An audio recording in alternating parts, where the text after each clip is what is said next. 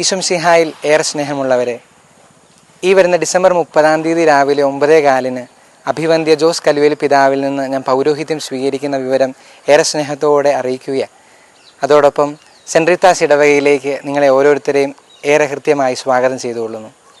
പ്രിയമുള്ളവരെ, ഈ വരുന്ന ഡിസംബർ 30 തകഴി തെന്നടി പെരിപ്പാല നിവാസികൾക്ക് ഏറെ സന്തോഷദായകമായ നിമിഷങ്ങൾ.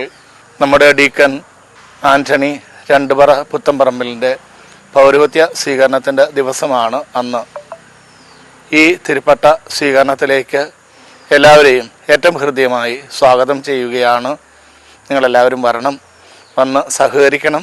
ഞങ്ങളുടെ ഡീക്കന് വേണ്ടി പ്രാർത്ഥിക്കണം. ഡീക്കൻ്റെ കുടുംബത്തിന് വേണ്ടി പ്രാർത്ഥിക്കണം.